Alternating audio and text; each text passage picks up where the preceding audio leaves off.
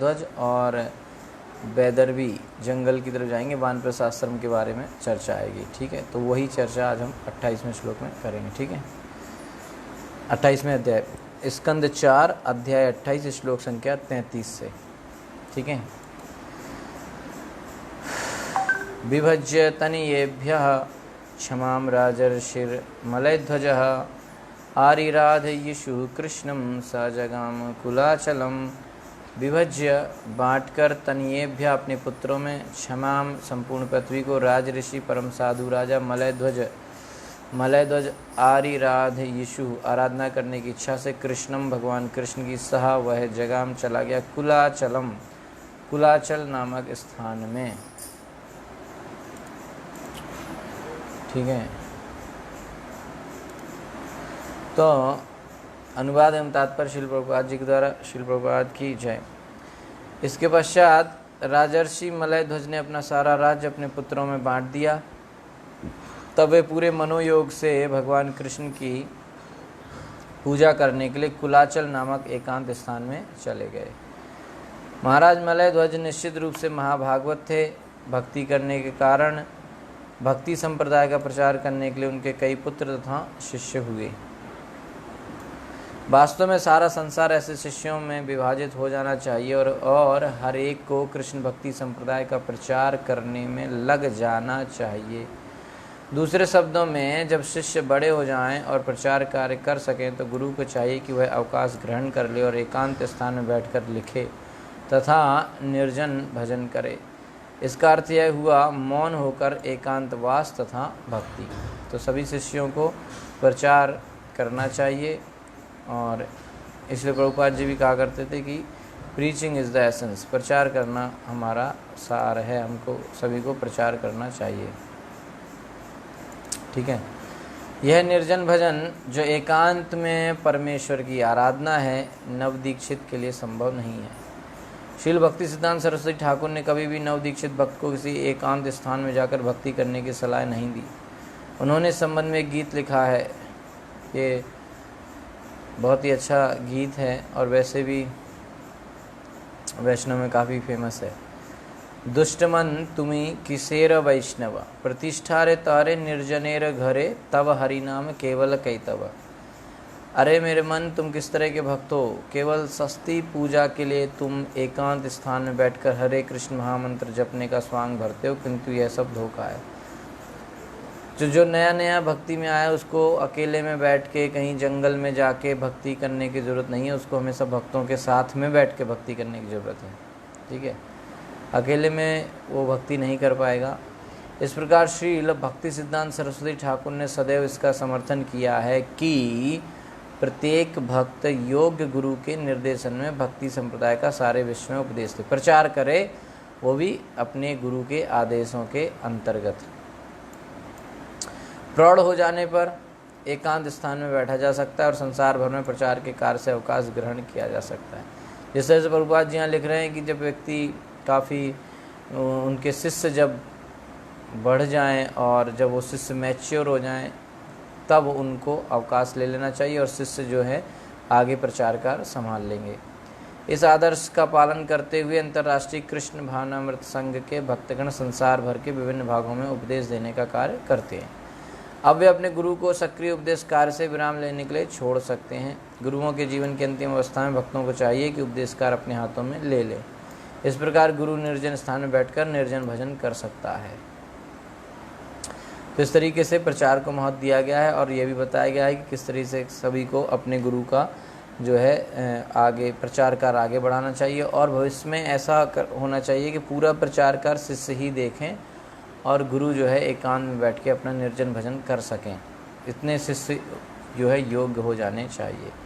हित्वा ग्रहान सुतान भोगान वैदर्भी मदिरेक्षणा अन्वधावत पांडे दे येशम ज्योत्सनेव रजनीकरम। हित्वा त्याग कर ग्रहान घर को, सुतान बच्चों को, भोगान भौतिक सुखों को, वैदर्भी राजा विदर्भ की पुत्री, मदिर ईक्षणा मादक लोचनों वाली, अन्वधावत अनुगमन किया, पांडे ईशम राजा मलयध्वज का, ज्योत्सना एवं चंद्रिका के समान रजनीक्रम चंद्रमा। जिस प्रकार रात्रि में चांदनी चंद्रमा का अनुसरण करती है उसी तरह राजा मलयध्वज के कुलाचल जाते ही मादक नेत्रों वाली उनकी उसकी अनुरक्त पत्नी अपने घर पुत्र के होते हुए भी समस्त भोगों को तिलांजलि देकर उसके साथ हो ली। तात्पर्य: जिस प्रकार वानप्रस्थ अवस्था में पत्नी भी पति के साथ हो लेती है, उसी प्रकार जब गुरु निर्जन भजन के लिए एकांतवास करता है तो उसके कुछ बड़े चढ़े भक्त उसकी सेवा करने के उद्देश्य से उसके साथ हो लेते हैं। दूसरे शब्दों में, जिन्हें गृहस्थ जीवन अत्यंत प्रिय है, उन्हें गुरु की सेवा के लिए आगे बढ़कर आना चाहिए और समाज मित्रता तथा प्रेम द्वारा प्राप्त सुविधाओं का परित्याग करना चाहिए। इस संबंध में शील भक्त विश्वनाथ चक्रवर्ती ठाकुर कृत गुरुवाष्टक में एक श्लोक अत्यंत महत्वपूर्ण है। यस्य प्रसादात् भगवत प्रसाद। शिष्य को सदैव स्मरण रखना चाहिए कि गुरु की सेवा करने से वह सहज ही कृष्ण भक्ति में अग्रसर हो सकता है। ये एक विश्वास होना चाहिए कि सिर्फ गुरु की सेवा करने से भक्ति में व्यक्ति आगे बढ़ सकता है। सभी शास्त्र कहते हैं कि गुरु को प्रसन्न करने तथा उसकी सेवा करने से भक्ति की सिद्ध अवस्था प्राप्त की जा सकती है। सभी शास्त्रों का कहना है कि सिर्फ गुरु को प्रसन्न करने से और गुरु की सेवा भक्ति करने से जो है भक्ति में व्यक्ति आगे बढ़ सकता है। इस श्लोक का मदिरेक्षण शब्द भी महत्वपूर्ण है। शील जीव गोस्वामी ने अपनी कृति संदर्भ में मदिर शब्द की व्याख्या मादक के रूप में की है। यदि अर्चा विग्रह को देखकर किसी की आंखें मादक बन जाएं तो उसे मदिरेक्षण कहा जा सकता है। रानी बैदरबी की आंखें अत्यंत मोहक थीं, जिस प्रकार की मंदिर में अर्चा विग्रह को देखने से मनुष्य की आंखें मदिरेक्षण हो जाती हैं। जब तक भक्त महान नहीं होता तब तक वह मंदिर में अर्चा विग्रह पर अपनी आंखें नहीं टिका पाता। भक्त जब तक वो भक्ति में आगे नहीं बढ़ेगा तब तक वो भगवान के दर्शन नहीं कर सकता, बहुत देर तक वो भगवान को देख नहीं सकता। तत्र चंद्रवसा नाम ताम्रपर्णी वटोदका तत्पुण्य सलिलैर नित्यम उभयत्रात्मनो मृजन कंदाष्टिभिर्मूल फलै पुष्प पर्णैर तृणोदकै वर्तमानः शनैर्गात्र कर्षणं तप आस्थितः।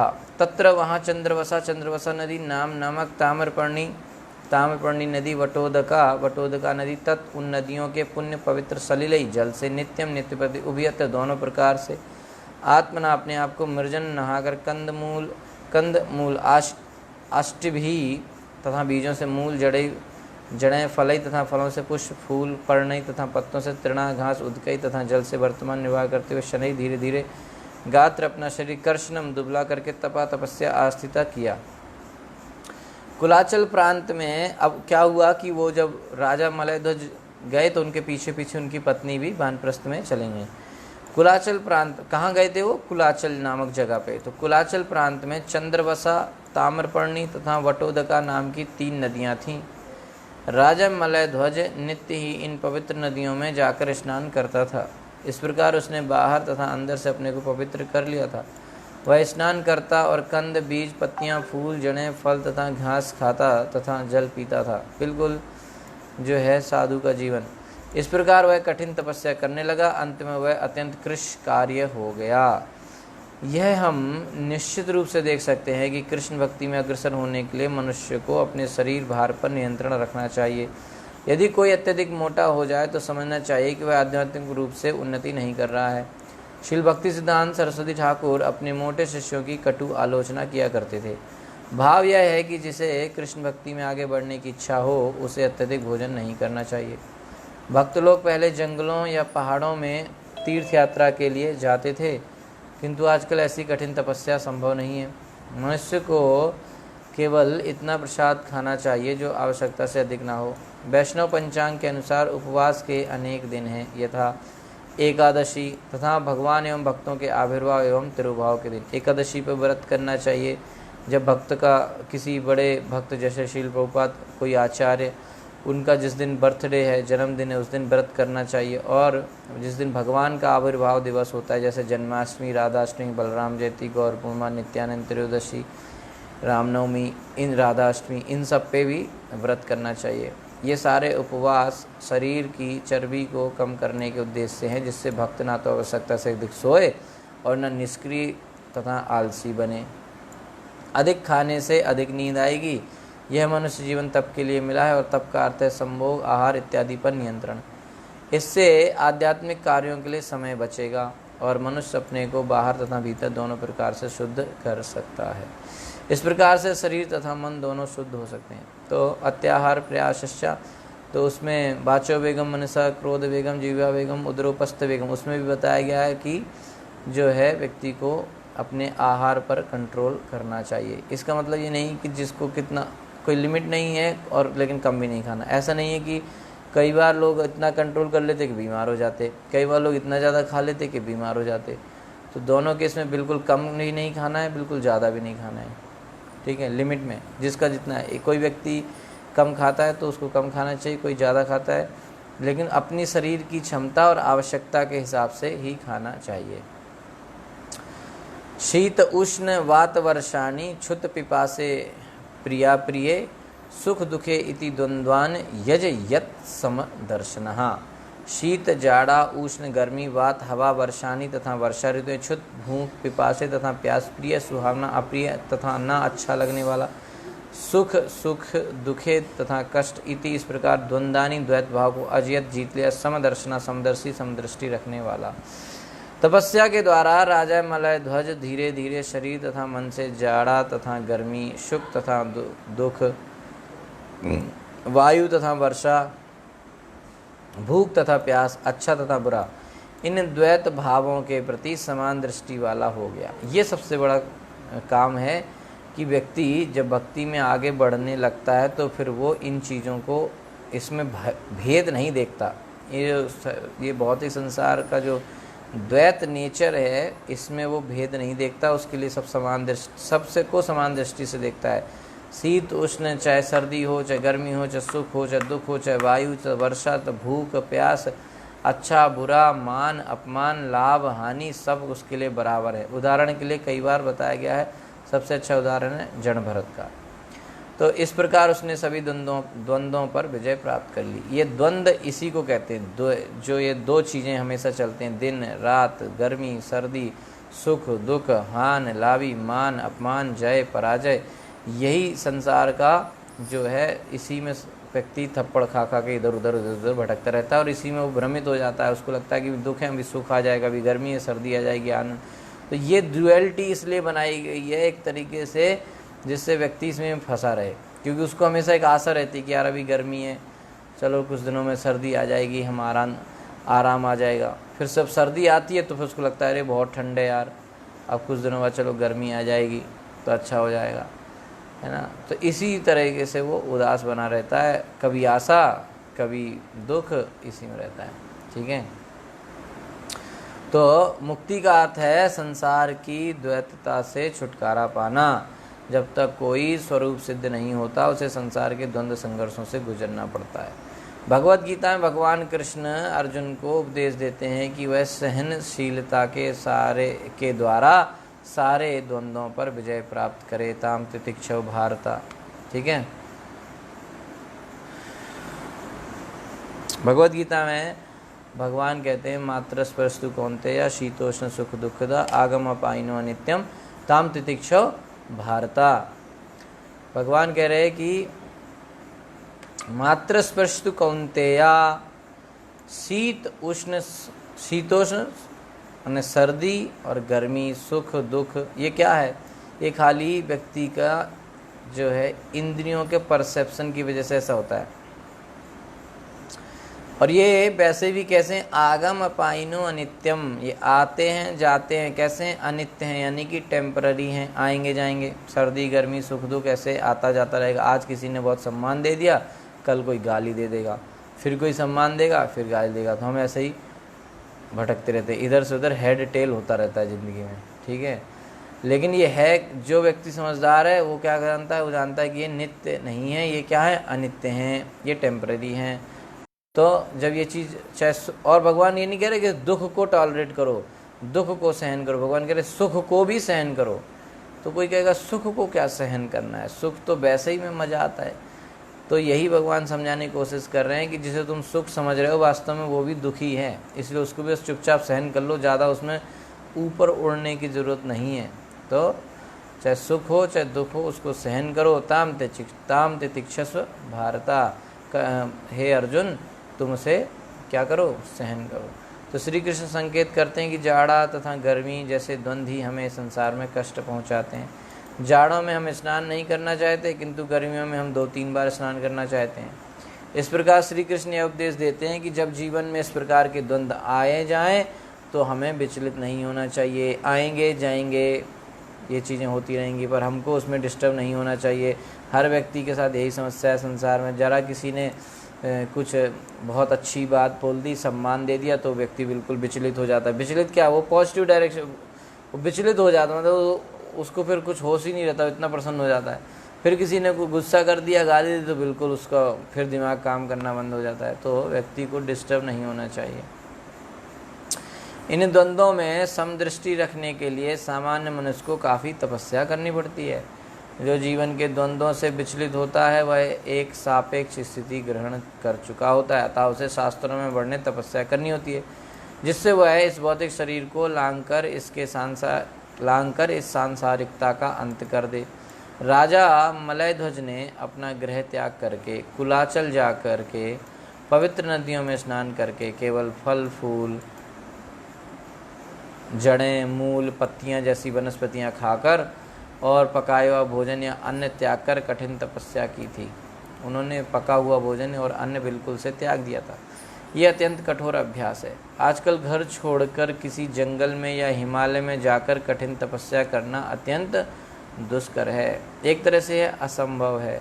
यदि किसी से मांसाहार, मद्यपान, दूध क्रीड़ा तथा अवैध संभोग बंद करने के लिए भी कहा जाए तो वह ऐसा नहीं कर पाता, अतः वह हिमालय या कुलाचल जाए भी तो वहाँ क्या करेगा। इस युग में ऐसा त्याग कठिन है, इसलिए भगवान कृष्ण ने भक्ति योग को स्वीकार करने की सलाह दी है। भक्ति योग स्वतः मनुष्य को जीवन के द्वंद्वों से उबारेगा।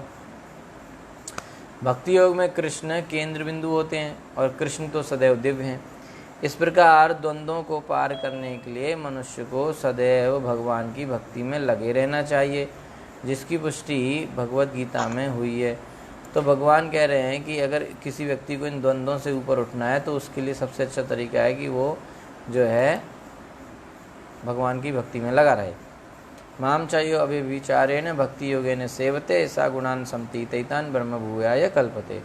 जो पूर्ण भक्ति में लगा रहता है और किसी भी दशा में नीचे नहीं गिरता, वह तुरंत प्रकृति के गुणों को पार करके ब्रह्म पद को प्राप्त होता है। प्रकृति के 3 गुणों से वो ऊपर उठ जाता है। यदि वास्तव में कोई भगवान की भक्ति योग में लगा है तो वह स्वतः अपनी इंद्रियों, अपनी वाणी तथा अन्य अनेक वस्तुओं पर नियंत्रण रखता है। यदि एक बार निष्ठापूर्वक भक्ति योग में लग जाया जाए तो फिर नीचे गिरने की कोई संभावना नहीं रहती। यदि वह नीचे गिरे भी तो भी कोई हानि नहीं होती। कुछ काल के लिए भले ही किसी की यदि वह नीचे गिरे भी तो कोई हानि नहीं होती। कुछ काल के लिए भले ही किसी के भक्ति कार्य में अवरोध आ जाए, किंतु ज्यों ही उसे दूसरा अवसर मिलता है तो अभ्यास करता वहीं से उसे दोबारा प्रारंभ करता है जहाँ पर उसने छोड़ा था। तो भगवान कह रहे हैं कि जो व्यक्ति पूर्णतया भक्ति योग में लगा हुआ है वो कभी भी नीचे नहीं गिरेगा और वो 3 गुणों से ऊपर उठ जाएगा। 3 गुणों से जो समस्याएं हैं, जो भी है भौतिक जीवन में बंधन है, उससे वो ऊपर उठ जाएगा। ठीक है। अगर एक बार निष्ठापूर्वक भक्ति योग में व्यक्ति लग जाए तो फिर उसका पतन नहीं होता है। ठीक है। और अगर किसी कारण बस उसका पतन हो भी जाए और अगर उसे दूसरा अवसर मिलेगा तो व्यक्ति जहाँ उसने भक्ति रुकी थी वहीं से दोबारा प्रारंभ करता है। तो इस तरीके से भक्ति योग में किसी भी तरीके से कोई जो है लॉस नहीं है। ठीक है। तो इस तरीके से भगवान यहाँ पे इस श्लोक में कह रहे हैं। गीता का श्लोक यहाँ पर प्रभुपाद जी ने कोट किया है। तो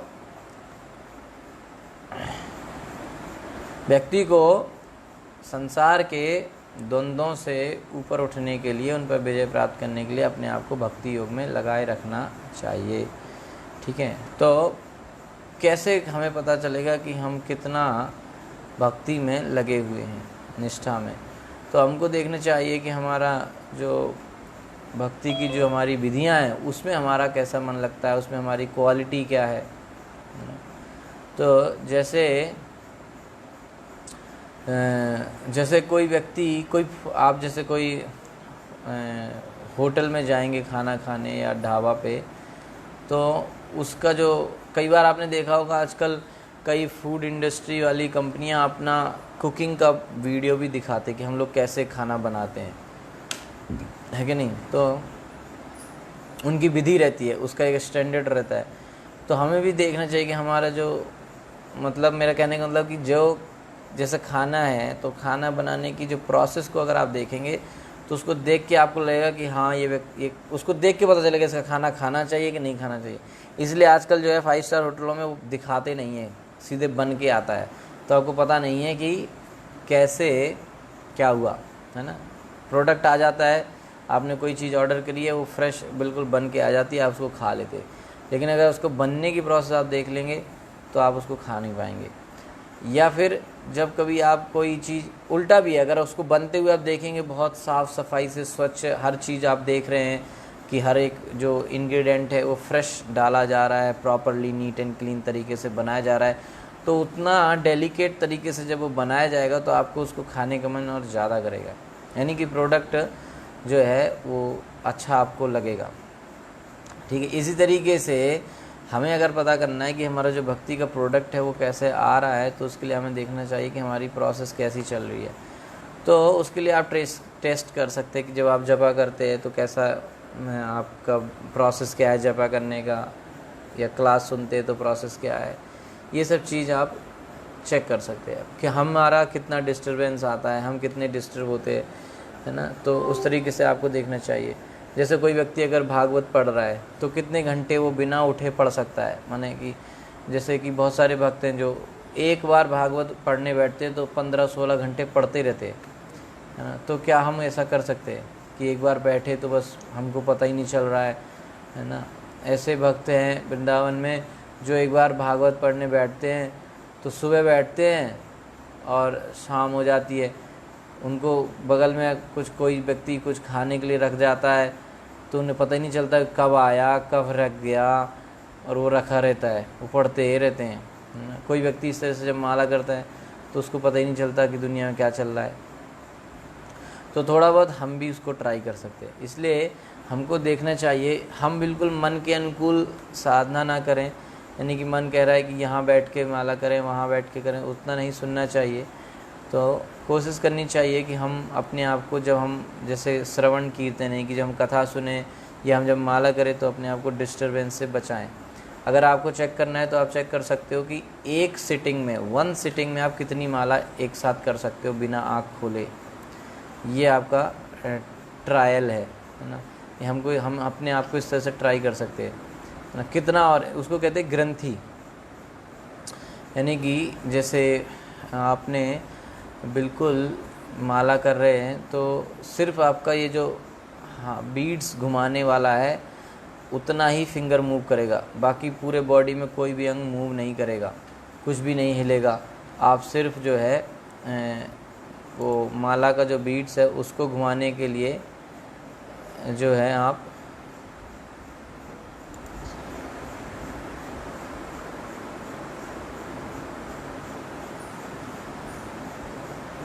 तो जो माला का जो बीट्स है उसी को घुमाने के लिए आप हिलेंगे बस, और आप बिल्कुल मूव नहीं करेंगे, आंख नहीं खोलेंगे, एक जगह स्थिर होकर बैठ सकते हैं। तो आपको ट्राई करना चाहिए कि आप कितने माला ऐसे कर सकते हैं। एक माला करेंगे, मान लीजिए 7-7.5 मिनट लगता है, तो अगर 7 मिनट एवरेज लेके चलेंगे तो 4 माला करेंगे तो 28 मिनट होता है। तो अगर आप योग वालों के पास जाएंगे जो योगा वगैरह सिखाते हैं, अगर आप उनके पास जाएंगे तो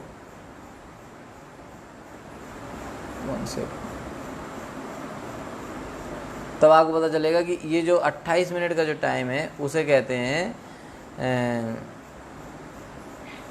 ग्रंथि। ठीक है, तो वो ग्रंथि होती है। तो एक ग्रंथि कम से कम 28 मिनट की होनी चाहिए, फिर उसको आप बढ़ा सकते हैं 4 माला, 6 माला, 8 माला, 16 माला। हमारे केरला में एक डिवोटी हैं, वो 16 माला की ग्रंथि भी करते थे। उन्हें वो एक बार बैठ गए तो पूरे बॉडी में कुछ भी नहीं हिलेगा, एक जगह बैठ के वो 16 माला करके ही उठेंगे, है ना। तो वो यहाँ तक कि जब आप माला करते हैं तो काउंटिंग बीड्स खिसकानी पड़ती है ना कि कितनी माला हुई, वो भी नहीं खिसकाते थे। तो मैंने उनसे पूछा आपको कैसे पता चलता है, अब तो इतनी देर तक 2 घंटे माला करें तो आपको कैसे पता चला कितनी माला हुई? आँख भी नहीं खोलनी है, देखना भी नहीं, बस करते जाना है ना, ये भी नहीं खिसकाना, तो कैसे पता चला कितनी माला हुई? तो बोले वैसे भी हो जाती हैं 2 घंटे में तो हो ही जाती हैं, लेकिन फिर भी अगर काउंटिंग करना हो तो बताना नहीं चाह रहे थे अपना सीक्रेट कैसे वो करते हैं। फिर मैंने उनको काफ़ी पुश किया तो उन्होंने बताया। तो क्या करते थे कि एक माला होने पर गुरु अष्टक का एक श्लोक बोलते थे, मतलब पहली माला शुरू की तो संसार दावा नालनीड लोका वो वाला श्लोक बोल दिया और फिर एक माला किया, फिर जब दूसरी माला करेंगे तो नेक्स्ट श्लोक का, तीसरी माला पे नेक्स्ट श्लोक का, ऐसे करके गुरु अष्टक के 8 श्लोक बोलेंगे तो 8 माला हो जाएंगे। उन्हें याद है कि पिछले 3rd बोला था, 4th बोलना है, फिर 6th बोलना है, ऐसे करके वो 8 माला हो जाएंगी। फिर जब वो क्या नाम करके बाकी 8 के लिए शिक्षाष्टक बोल लेंगे एक श्लोक, तो इस तरह से 16 माला करते थे। तो वो बिल्कुल उठते नहीं थे, एक जगह बैठ के ही करते थे। तो हमें ट्राई करना चाहिए, तो जो जितना उसमें अच्छे से कर सकता है उतना उसको समझो कि प्रोग्रेस हो रहा है। ठीक है, तो आप ट्राई करो कल से। ठीक है, तब पता चलेगा कि हम कितना अच्छे से कर पा रहे हैं। तो कम से कम एक जगह बैठ के 4 माला तो बिल्कुल मिनिमम स्टैंडर्ड, मतलब एक्चुअली में मिनिमम स्टैंडर्ड कि आप एक जगह से उठे ही ना 16 माला कर लें, है ना। अगर आप हिलना डुलना नहीं कर सकते, थोड़ा बहुत आप मूव कर लो इधर उधर, पर फिर भी जो है 16 माला एक जगह बैठ के कर लो। ठीक है, तो वो अच्छा है, मतलब उस जगह से एक जगह बैठे तो उठना ही नहीं है। थोड़ा बहुत आप अगर वैसा है तो आप इधर उधर मूव कर सकते हो, उसी जगह बैठे बैठे थोड़ा पोजीशन चेंज कर लो, पर एक जगह बैठ के बिना आँख खोले, है ना। उस तरह से हमें पता चलेगा कि हम कितना उसमें इन्वॉल्व हैं। नहीं तो हम जैसे कोई व्यक्ति जब आप फिल्मी गाना गाएंगे या कुछ करेंगे तो आप उसको भी गाते रहते हैं और उसमें आप इन्वॉल्व नहीं रहते, बस वो चलता रहता है। तो यू आर नॉट देयर, मतलब हम उसमें हैं नहीं, हम हैं पर हम वहाँ नहीं हैं, है ना। कई बार ऐसा होता है ना, आप सबके साथ बैठे हो लेकिन आप कहीं और सोच रहे हो, तो लोग कहेंगे अरे कहाँ चले गए, खो गए क्या कहीं? तो हमारी माला ऐसी खोई गई है, मतलब कर तो रहे हैं लेकिन वो सब खो गई है। माला कर रहे हैं, कृष्ण खो गए हैं, ऐसी स्थिति हो गई है। इसलिए उसमें हमें प्रोग्रेस नहीं मिल रहा है, इसलिए हमारा जो हमें टेस्ट आना चाहिए वो नहीं आ रहा है। तो आज से वैसे भी वर्ल्ड होली नेम वीक आज से शुरू हुआ है, 17 तारीख से 23 तारीख तक चलेगा। तो हम लोग ज़्यादा माला करें। पुरुषोत्तम मंत्र कल से चालू हो रहा है, तो कम से कम 32 माला करनी है, तो वो भी करें और उसका फ़ायदा उठाएं। और कोशिश ये भी करें कि जो माला करें उसमें क्वालिटी लाने की कोशिश करें। जो मैंने आपको ग्रंथी वाला जो ऑप्शन बताया है तो वो आप कर सकते हैं। जो लोग ऑनलाइन करते हैं, जूम ज्वाइन करके जब करते हैं, तो वो एक बार फ़ोन सेट कर दो बस, फिर बस वो अपना फ़ोन अपना चलता रहेगा, फ़ोन अपनी ग्रंथी में रहेगा, आप अपनी ग्रंथी में रहो, बीच में किसी से चिट चैट मत करो। ठीक है, तो इसलिए जपा का टाइम तो अर्ली मॉर्निंग में अच्छा रहता है, क्योंकि वहाँ पे वैसे भी आपको कोई परेशान नहीं करता, तो आपके पास कोई दिक्कत भी नहीं रहती कि भैया उनका फ़ोन आ गया था, वो मीटिंग थी, वो उन्होंने बुला लिया था, वो काम था इसलिए मैं उठ गया। सुबह सुबह आप करेंगे 4 बजे जग के, जो मंदिर का शेड्यूल फॉलो करते तो 5:15 से 7:15, कुछ लोग अर्ली मॉर्निंग करते हैं, मंगला आरती से पहले कर लेते हैं। तो उस तरह से आप करेंगे तो आपकी माला उस समय में कंप्लीट हो जाएंगी जिसमें आपको कोई डिस्टर्ब नहीं करेगा। ना तो कोई रिलेटिव का फ़ोन आएगा सुबह 4 बजे कि भैया, कोई नहीं करेगा फ़ोन, है ना, अनलेस अनटिल कोई बहुत ही बड़ी बात हो गई कि कोई डेथ हो गई या कुछ वो हो गया, नहीं तो गारंटी है कोई किसी को कोई रिलेटिव सुबह 4 बजे 5 बजे कोई नहीं फ़ोन करेगा। ना कोई ऑफिस से कॉल आएगी, जो लोग वर्किंग हैं ऑफिस जाते हैं, ठीक है। तो उस समय ये गारंटी है कि आपको, और ना कोई घर में रहने वाला आपको डिस्टर्ब करेगा, सब सोए पड़े रहेंगे, तो डिस्टर्ब कहीं होने की चांस नहीं है। तो ऐसा करने से हमारी माला अच्छे से हो जाती है और हम जो है अपना दिन में अपने दूसरे काम कर सकते हैं। क्योंकि जो लोगों को घर के काम काज हैं ऑफिस का वर्क है उन लोगों के लिए अच्छा है कि सुबह कर लें। नहीं तो दिन में आप ऑफिस में जाओगे तो आप माला थोड़ी करोगे, वहाँ तो काम करना पड़ेगा। मैनेजर को थोड़ी बोलोगे भैया मेरी माला बाकी है, मेरे को आज 1 घंटे जल्दी चले जान दे ना, वो कहेगा माला करने की थोड़ी सैलरी देते है ना। जो लोग घर में काम काज देखते उनको भी है, वो ये थोड़ी कह सकते भैया हमें माला रहेगी हमको कर लें दो, माला काम सुबह का था, सुबह तो कोई नहीं डिस्टर्ब करता। तो इस तरीके से हमको कोशिश करनी चाहिए कि सुबह माला करें। और ये 7 दिन का जो वर्ल्ड होली नेम वीक है इसमें आप कोशिश कीजिए ग्रंथि की, जिस तरह से मैंने आपको बताया कि आप कोशिश कीजिए कितना लंबा आप जा सकते हैं इसमें, ठीक है। सो नहीं जाना है। जिन लोगों को लगे मैं सो जाऊंगा आंख बंद करके बैठूंगा, वो पूरी आंखें ना बंद करें ना पूरी खोलें, वो आधी आंख बंद करके नाक के टिप पे यहाँ पर फोकस करें, यहाँ पे देखें, ठीक है। नहीं तो कहीं पता चला सो गए, बोले हमको तो 3 घंटे 4 घंटे कोई डिस्टर्ब ही नहीं हुआ, क्यों हम तो सो रहे थे। ओके, तो इस तरीके से आप ध्यान कर सकते हैं। ओके, तो उसको 28 मिनट की ग्रंथि होती है, ध्यान लगाना जिसे कहते हैं, ऐसे मैंने सुना है। तो आप 4 माला तो फिर भी कर ही सकते हैं, ठीक है। 4 माला कीजिए बिना हिले डुले, बिल्कुल स्ट्रेट बैक जो है बिल्कुल स्ट्रेट, और आप कोशिश कीजिए। जिन लोगों को थोड़ा प्रॉब्लम है, वो ओल्ड एज है या हेल्थ इश्यूज़ है, वो ना ट्राई करें, लेकिन जो फिट हैं वो कर सकते हैं। जिसको थोड़ा बैठने में दिक्कत है तो वो अपना जो बैठने की जगह में कुछ एक कुशन या कुछ ऐसे मोटा सा कोई चीज़ यूज़ कर सकते हैं जिसमें हाइट है, तो आपको आसानी हो जाएगी उसको स्ट्रेट बैठने में। तो आप स्ट्रेट बैठ के और 4 माला बिना हिले डुले करने की कोशिश कीजिए, और बिना आँख खोले 16 पूरी, तो आपको बहुत अच्छा लगेगा, है ना। बाकी जो नाम हम जप करते हैं उसको सुनने की भी कोशिश कीजिए। तो ऐसी जगह पोजीशन ढूंढिए, मैं आपको बता दे रहा हूँ, आप लोग लिख सकते हैं और ग्रुप में शेयर भी कर सकते हैं सारे टिप्स। एक जगह ऐसी जगह बैठ के आप जपा कीजिए जहाँ पे लोग आपको कम डिस्टर्ब करें, आलतू फालतू के साउंड कम आए, या फिर भगवान के मंदिर के सामने, या फिर भगवान के फ़ोटो रख के।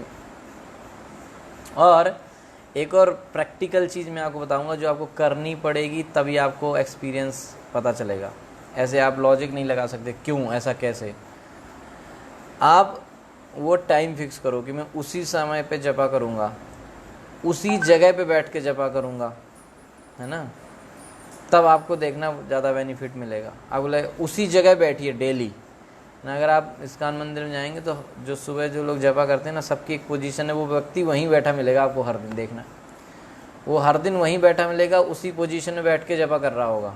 सब ने अपनी एक पोजीशन बना रखी है, एक जगह ढूंढ रखी है, ये मेरी जगह है, मतलब क्योंकि आप उसी जगह पे जाके रोज़ जप करेंगे ना तो आपको बहुत बेनिफिट मिलेगा। और उसी टाइम पे कीजिए, उसी आसन में कीजिए। जैसे कुछ लोगों को दिक्कत है तो वो खड़े होके करते हैं, तो आप उसी जगह पे खड़े होके कीजिए। कुछ लोग वॉक करके करते हैं, ठीक है, नींद आ रहा है तो वॉक कर लेते हैं, बोल ठीक है।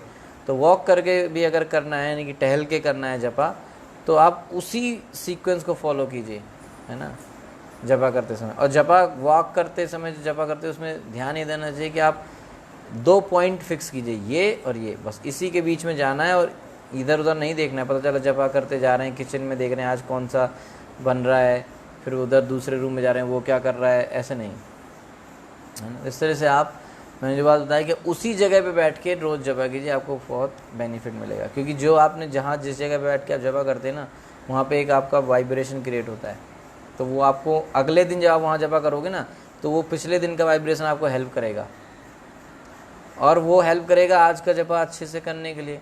और आज के जपा करने से वो वाइब्रेशन और स्ट्रांग हो जाएगा, फिर आप 3rd डे वहीं बैठोगे तो आपको और इजी हो जाएगा, है ना। इसीलिए तो जहाँ आप वृंदावन मायापुर जाएंगे तो वहाँ पे देखेंगे आचार्यों की भजन कुटीर को आज भी सेव करके रखा गया। लिखा रहता है जो है रूप गोस्वामी का भजन कुटीर। क्यों? क्योंकि वहाँ पे बैठ के उन्होंने भजन किया है, तो वाइब्रेशन आज भी है, वहाँ ख़त्म नहीं होगा। एनर्जी, साउंड एनर्जी है, वो एनर्जी कभी ख़त्म नहीं होती है कि नहीं। तो जो एनर्जी है वो कभी ख़त्म नहीं होगी, तो वहाँ हमेशा रहती है साउंड एनर्जी। तो आप वहाँ जाके जपा करेंगे, आपको उनका वाइब्रेशन हेल्प करेगा, आचार्यों का। इसलिए तो लोग जाते हैं वृंदावन मायापुर, क्यों जाते हैं? वृंदावन मायापुर जाते हैं, वहाँ पे भजन करें, वहाँ भक्तों से सुने, कथा सुने, इसलिए जाते हैं। तो अभी कल से पुरुषोत्तम मास चल रहा है, उसमें तीर्थ स्थान में जाके स्नान करने का महत्व है। तो आप लोग स्नान तो किए, पर स्नान से ज़्यादा ज़रूरी है वहाँ जाके कथा सुने। ठीक है। 38वां श्लोक। तपसा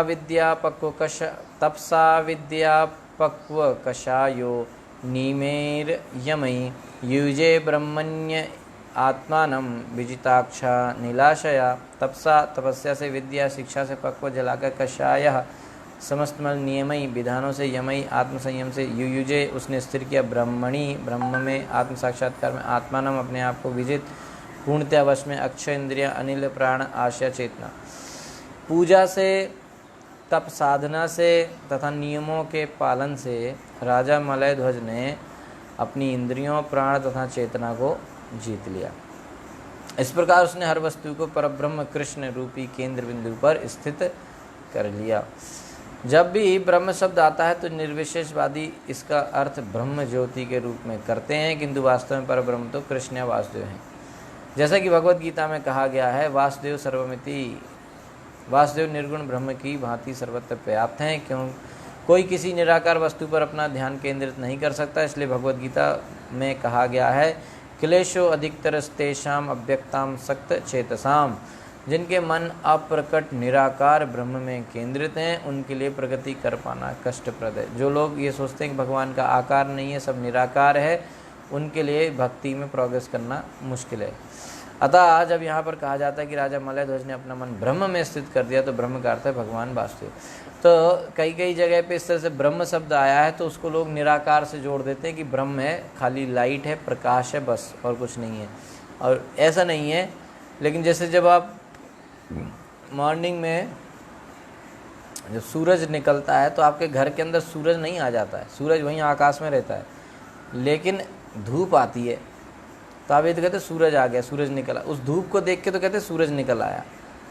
अगर आप बाहर, घर से बाहर जाके देखेंगे तब सूरज दिखेगा, लेकिन धूप आपको घर के अंदर ही बैठे रूम के अंदर दिख जाएगी खिड़की से कि हाँ भाई धूप आ गई।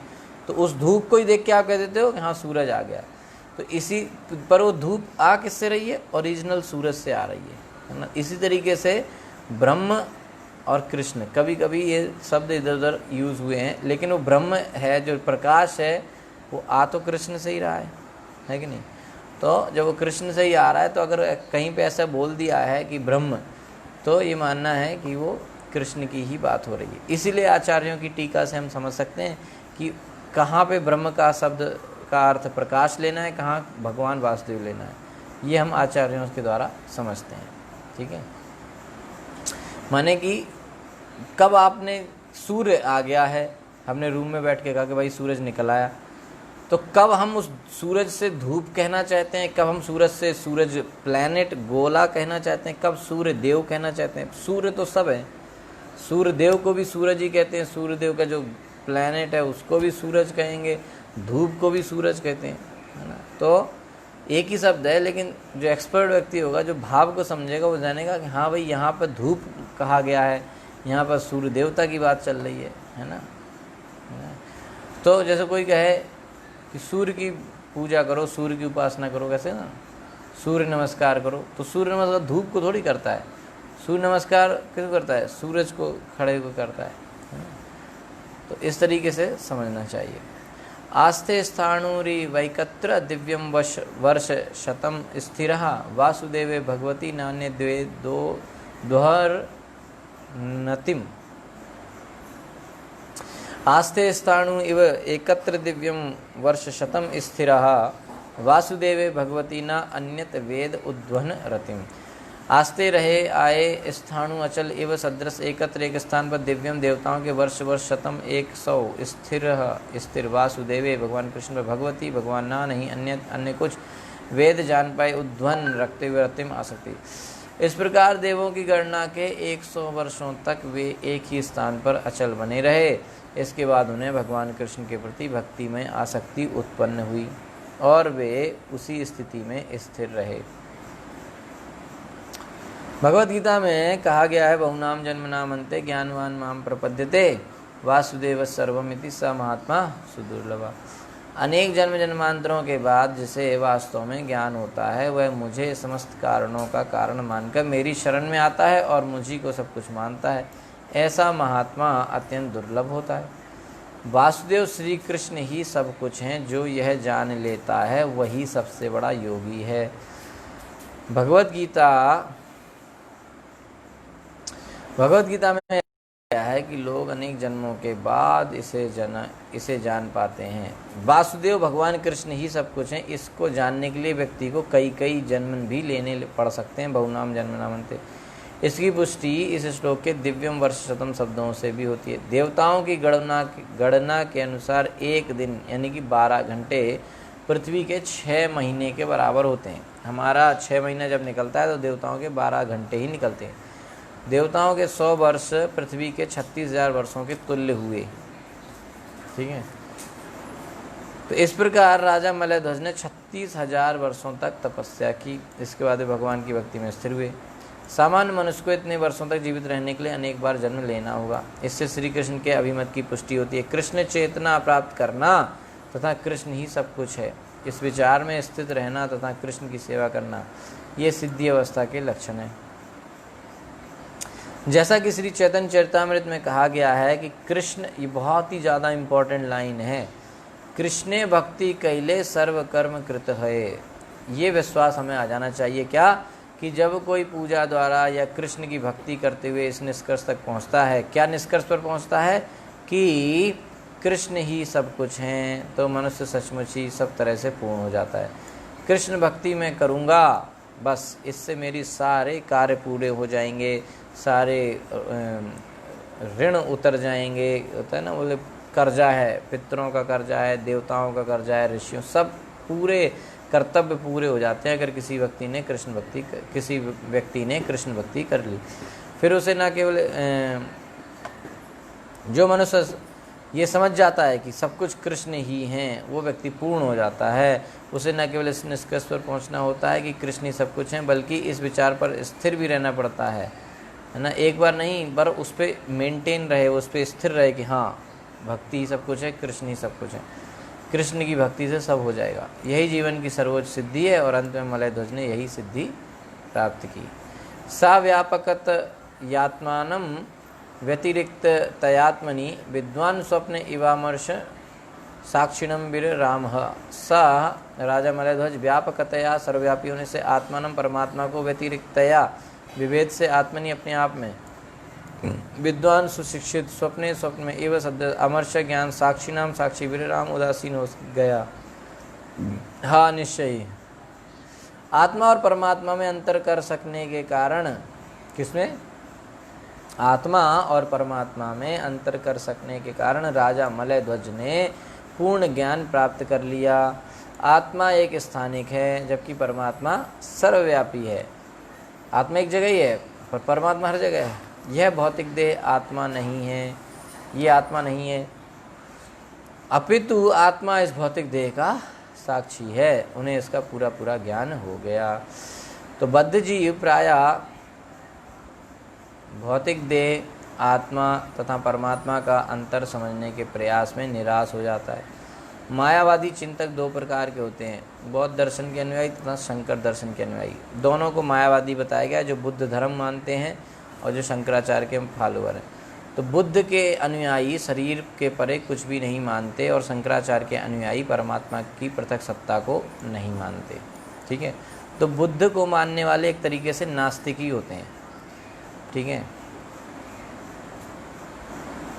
शांकर मत के अनुयायी विश्वास करते हैं कि अंततः आत्मा और परमात्मा एक रूप हैं।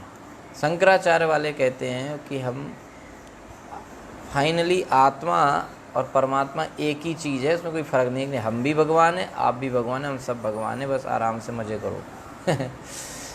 और किंतु जो वैष्णव चिंतक हैं, किंतु वैष्णव चिंतक पूर्ण ज्ञानी होने के कारण इस शरीर को बहिरंगा शक्ति से बना मानता है और परमात्मा को प्रत्येक आत्मा के भीतर स्थित तथा इस प्रकार उससे भिन्न मानता है। इसे कहते हैं द्वैत, अद्वैत माने एक, आत्मा परमात्मा एक, ये शंकराचार्य का नियम है।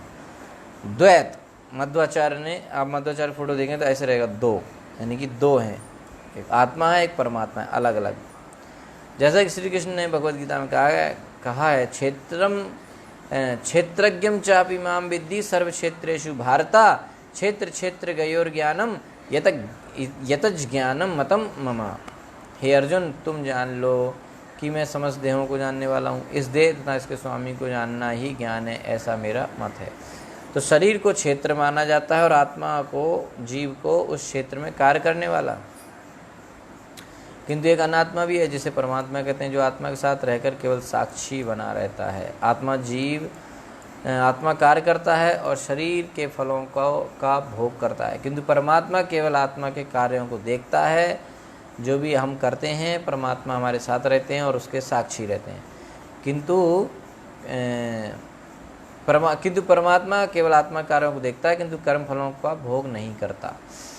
तो भगवान परमात्मा के रूप में रहते हैं, उनका काम क्या है? उपदिष्टा अनुमंता, वो हर चीज़ को विटनेस हैं, हर चीज़ के साक्षी हैं, इसलिए भगवान से कुछ नहीं छिपा है।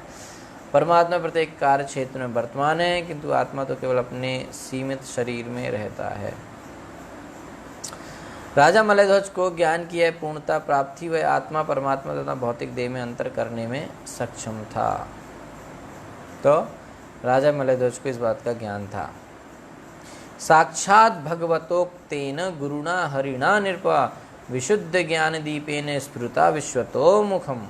साक्षात प्रत्यक्ष भगवता, भगवान द्वारा उक्तेन आदेशित, गुरुणा गुरु द्वारा, हरिणा भगवान हरि द्वारा, नृप हे राजा, विशुद्ध शुद्ध ज्ञान, ज्ञान के दीपेन प्रकाशित, स्फुरता प्रकाशित, विश्वतः मुखम, चारों ओर। इस प्रकार राजा मलयध्वज को पूर्ण ज्ञान की प्राप्ति हुई, क्योंकि शुद्ध अवस्था में उसे साक्षात भगवान ने उपदेश दिया था। ऐसे दिव्य ज्ञान के द्वारा वह प्रत्येक वस्तु को समस्त दृष्टिकोणों से समझ सकता था। इस श्लोक में साक्षात भगवत उक्तेन गुरुणा हरिणा पद महत्वपूर्ण है।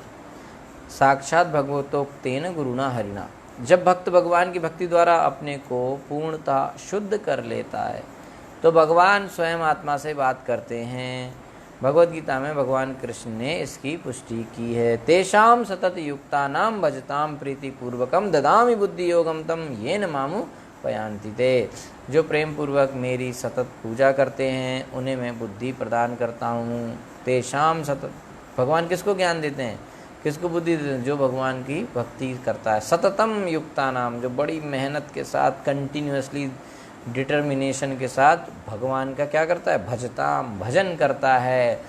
और कैसे? प्रीति पूर्वकम, प्रेम पूर्वक भजन करता है, डर से नहीं, ड्यूटी से नहीं, बल्कि प्रेम के साथ, प्रेम पूर्वक भजन करता है। हम लोग ज़्यादातर डर के मारे करते हैं कि इतना पाप कर लिया, भजन करना पड़ेगा, या कुछ लोग इच्छा की वजह से करते कि अच्छा है, वो भी अच्छा है ना। चतुर्विधा भजनते मम, आर्तोर्थार्थी ज्ञानी चर्षभा, वो 4 तरह के लोग जो भगवान के पास है तो वो अच्छा है ना। नास्तिक से तो फिर भी अच्छा है, लेकिन उससे भी हाई लेवल का है, किसी इच्छा से नहीं बल्कि भगवान की भक्ति प्रेम के लिए करो। भगवान से प्रेम है इसलिए हम करते हैं। भगवान प्रत्येक हृदय में परमात्मा रूप में स्थित हैं और चैत्य गुरु अर्थात आंतरिक गुरु की तरह कार्य करते हैं, किंतु वे सिद्ध भक्तों को ही साक्षात आदेश देते हैं। भगवान परमात्मा के रूप में हमारे हृदय में रहते हैं और हमेशा हमको गाइडेंस देते हैं, लेकिन हम भक्ति नहीं करते, इसलिए हमें उनका गाइडेंस दिखता नहीं। जो व्यक्ति जितनी अच्छी भक्ति करेगा उसे परमात्मा का गाइडेंस उतना ज़्यादा साफ साफ सुनाई देगा। तो परमात्मा आपको बता देंगे कि ऐसा करो तो तुम्हारा फ़ायदा, ऐसा नहीं करोगे तो फ़ायदा नहीं होगा। उनको वो बता देते, भगवान उसके अंदर से उसको आइडिया दे देते हैं। जैसे जो बहुत अच्छा भक्त है उसको पता चल जाता है कि मैं ये काम करूँगा तो गड़बड़ हो जाएगी, ऐसा करूँगा तो, और वो किसी को बताएगा तो बता देखो ऐसा ऐसा कर लो, इससे तुम्हारा फ़ायदा हो जाएगा। तो उसके अंदर से एक वो आ जाती है। तो परमात्मा उसको गाइड करते हैं। क्या गाइड करते हैं? कि वो कैसे भक्ति में आगे बढ़े, ये न माऊँ बयान देते, कैसे मुझ तक आओ, वो बता देते हैं। पर जब व्यक्ति की भक्ति डाउन होती तो उसको नहीं फिर पता चलता। परमात्मा कहते हैं लेकिन उसको सुनाई नहीं देता। ठीक है, तो भगवान केवल सिद्ध भक्तों को ही साक्षात आदेश देते हैं। प्रारंभ में जब भक्त अत्यंत निष्ठावान होता है तो भगवान उसके अंतःकरण से आदेश देते हैं कि गुरु के पास जाओ, किंतु जब वह गुरु से भक्ति के विधि विधानों के अनुसार शिक्षा प्राप्त कर लेता है और राग भक्ति के स्तर को प्राप्त कर लेता है तो भगवान भी उसे अंतःकरण से आदेश देते हैं। शुरू में जब व्यक्ति भक्ति करता है, भक्ति में जुड़ता है, तो उसको परमात्मा आदेश देते हैं। वो क्या आदेश, उसको क्या मिलता है कि आप गुरु के पास जाओ। उसके अंदर ऐसी इच्छाएं अपने आप आने लगती हैं। ये इच्छा कौन दे रहा है? भगवान दे रहे हैं। क्या कि दीक्षा लो, दीक्षा के लिए प्रिपेयर करो, गुरु के पास जाओ। जब गुरु के पास जाता है तो फिर गुरु उसको नियम सिखाते हैं, हर चीज़ सिखाते हैं। फिर वो भक्ति में शुद्ध होना चालू करता है। फिर उसको कृष्ण के असली जो है बात पता चलती है, क्या है भक्ति, ये सब पता चलता है। फिर वो राग भक्ति के स्तर तक आ भी सकता है। तो फिर ऐसे भक्तों को भगवान फिर आदेश देते हैं, तेषाम सततयुक्तानां भजतां प्रीतिपूर्वकम्। यह स्पष्ट लाभ मुक्त जीव को प्राप्त होता है। इस अवस्था को प्राप्त करके राजा मलयध्वज परमेश्वर के संपर्क में आया और सीधे उनसे आदेश प्राप्त करने लगा। तो मलयध्वज इतनी स्थिति उनकी ऊपर पहुंच गए भक्ति में कि डायरेक्ट उनको परमात्मा से कनेक्शन हो गया और सीधे जो परमात्मा कहते थे वो करते थे। परे ब्रह्मणि चात्मानं परम ब्रह्म तथात्मनि वीक्षमाणो विहायेक्षाम स्मादु पर रामः। परे दिव्य ब्रह्मणि ब्रह्म में चा तथा आत्मानम आत्मा को परम ब्रह्म तथा भी आत्मनि अपने में वीक्षमाणः देखते हुए विहाय त्याग कर इच्छा अंतर अस्मात् इस विधि से ऊपर राम शांत हो गया। हाँ निश्चय ही। तो इस तरीके से परमात्मा मन के अपने हृदय के अंदर से तो ज्ञान देते हैं, लेकिन जो भक्त उतना अभी श्रेष्ठ नहीं हुआ कि उसको परमात्मा अंदर से ज्ञान जो दे रहे हैं उसको मिल पाए, उस नहीं समझ पा रहा है, तो ऐसे व्यक्ति के लिए भगवान जो एक्सटर्नली आके उसको मदद करते हैं, कैसे गुरु के माध्यम से उसके जीवन में आते हैं और फिर उसको गाइडेंस देते हैं, ये करो ये मत करो। इस प्रकार राजा मलयध्वज परमात्मा को अपने पास बैठा हुआ और स्वयं आत्मा रूप को परमात्मा के निकट बैठा हुआ देख सकता था। चूँकि वे दोनों साथ साथ थे, अतः उनके स्वार्थों का भिन्न होना आवश्यक न था। इस प्रकार उसने ऐसे कार्य करने बंद कर दिए। तो भक्ति की सिद्धावस्था में भक्त अपने तथा भगवान के स्वार्थों में कोई अंतर नहीं देखता। दोनों के स्वार्थ एकाकार हो जाते हैं। वह जो कुछ भी करता है भगवान के हित में करता है। साथ ही वह प्रत्येक वस्तु को परमात्मा में और परमात्मा को हर वस्तु में देखता है। तो इस अवस्था को प्राप्त हो जाने पर उसे आध्यात्मिक तथा भौतिक जगतों में कोई अंतर नहीं दिखता। यह भौतिक जगत परमेश्वर की बहिरंगा शक्ति होने के कारण उसके लिए आध्यात्मिक जगत बन जाता है। उसे कोई फर्क नहीं पता चलता फिर कि आध्यात्मिक जगत और भौतिक जगत में। पूर्ण भक्त के लिए शक्ति तथा शक्तिमान में कोई अंतर नहीं है।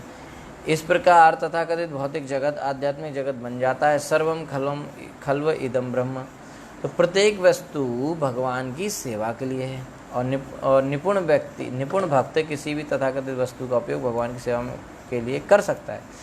आध्यात्मिक पद को प्राप्त किए बिना कोई भी भगवान की सेवा नहीं कर सकता। इस प्रकार यदि किसी तथाकथित भौतिक वस्तु को भगवान की सेवा में प्रयोग कर लिया जाए तो वह भौतिक नहीं रह जाती। कोई चीज़ भगवान की सेवा में यूज हो जाती है तो फिर वो भौतिक नहीं रह जाती। इस प्रकार शुद्ध भक्त की पूर्ण दृष्टि चारों दिशाओं में दिखती है। इस तरीके से जो भी चीज़ें भगवान की सेवा में यूज हैं वो भौतिक नहीं रह जाती, वो आध्यात्मिक बन जाती हैं, है ना। मैंने एक बार भी और बताया था आपको कि जैसे ज़्यादातर जैसे हमारे ग्रंथ हैं ये सब भौतिक किताबें नहीं हैं, इनका सम्मान होना चाहिए। भगवत गीता है, भागवत है, तो इनको अच्छी जगह रखना, साफ़ स्वच्छ जगह में रखना, गंदे अवस्था में इनको नहीं छूना, साफ़ स्वच्छ होकर नहा धो के इनको छूना चाहिए, है ना। और जो भी चीज़ें भगवान की सेवा में हैं, जैसे हमारा किचन है तो किचन में जो भी चीज़ें हैं वो सब भगवान की सेवा में यूज होती हैं। तो इस तरीके से पूरा किचन भगवान की सेवा में ही यूज होता है। एक्चुअली में कहा जाता है किचन क्या है, भगवान का दूसरा मंदिर है, भगवान का दूसरा घर है। एक तो घर मंदिर में बैठे हैं भगवान, दूसरा भगवान कहाँ बैठे, किचन में। तो भगवान दूसरा घर, तो वहाँ पे बिना नहाए नहीं जाना, वहाँ पे झूठा हमने जो खाया वो प्लेट उसके अंदर नहीं ले जाना, है ना, और झूठे बर्तन उसके अंदर नहीं ले जाना। ये सब चीज़ों का थोड़ा ध्यान रखना चाहिए, क्योंकि वो भौतिक नहीं रह गई अभी, वो अब आध्यात्मिक चीज़ होगी। वहाँ भगवान के लिए बन रहा है ना। वो बर्तन जिसमें भगवान के लिए खाना बनता है तो उसको पैर से मारना या उसको ऐसे फेंक देना या उसमें कुछ उसको सम्मान नहीं देना, वो सब चीज़ अच्छा नहीं। वो सब आध्यात्मिक हो चुकी हैं। अगर उन सब चीज़ों का अपमान होगा तो ये अच्छा नहीं होगा। वैसे भी जो भी चीज़ें भगवान की सेवा में लगती हैं वो बलराम जी का एक्सपेंशन माना जाता है, ठीक है। तो भगवान की सेवा में जो का अगर हम अपमान करेंगे इसका मतलब है भगवान स्वयं बलराम जी का अपमान करना, ठीक है, तो इस तरीके से हमको समझना चाहिए। तो ये 33 नंबर से 42 श्लोक तक तो था वैदर्भी और मलयध्वज और वैदर्भी का जंगल में जाना, वानप्रस्थ में जाना बताया गया। ठीक है, तो अब जो वैदर्भी है उनके जीवन से एक शिष्य क्या शिक्षा ले सकता है अपने गुरु की सेवा के लिए, तो ये जो है सेक्शन 43 से 50 नंबर तक है, इसको जो है हम कल चर्चा करेंगे। Hare Krishna, thank you so much. शिल प्रभात की जय, अनंत कोटि वैष्णववृंद की जय। तो कल से पुरुषोत्तम मंथ है, आप लोग कोशिश कर सकते हैं कि जितना ज़्यादा से ज़्यादा हो उतना पुरुषोत्तम मंथ में करें। जो है भक्ति कम से कम 32 माला आप कर सकते हैं। ठीक है, तो और भगवद गीता का 15वां अध्याय पढ़ना, भागवतम का 10वें स्कंद का 14वां अध्याय पढ़ना, ये सब चीज़ें आप पुरुषोत्तम मास में बहुत अच्छे से कर सकते हैं। ये सब चीज़ करना चाहिए, और जो मैंने बताया उसको पर भी आप जो है ध्यान दे सकते हैं कि हमारे जप को सुधार करने के लिए। ठीक है नहीं, हरे कृष्णा। तो पुरुषोत्तम मास की आपको बधाई। कल से आप लोग पुरुषोत्तम मास में अपना कोशिश कीजिए कि जितना ज़्यादा से ज़्यादा आप उसका बेनिफिट ले सकें उतना आप उसका फ़ायदा लीजिए। पुरुषोत्तम मास बहुत ही इम्पोर्टेंट है, सभी महीनों में सबसे ज़्यादा इम्पोर्टेंट है। साल में 3 साल में एक बार पुरुषोत्तम मास आता है, इसमें जो कुछ भी किया जाता है उसका कई गुना हमको बेनिफिट मिलता है। ठीक है, तो पुरुषोत्तम मास जो है कल से चालू हो जाएगा। फिर बाकी आप जो है कार्तिक मास इसके बाद आ ही रहा है, तो आपके पास ऐसे करके बहुत सारे ऑप्शन अभी आने वाले हैं। अब सब कुछ ऑनलाइन हो गया है तो थोड़ा दिक्कत हो गई, लेकिन फिर भी आप जो है इतना भी कोई दिक्कत नहीं है। आप ऑनलाइन में ये है कि आप अपने घर में रहते हैं ज़्यादातर समय, पर फिर भी आप टाइम टेबल अपना बना के और अच्छे से कर सकते हैं। ठीक है, ओके। तो किसी का कोई प्रश्न है तो आप पूछ सकते हैं। हरे कृष्णा। शिल प्रभात की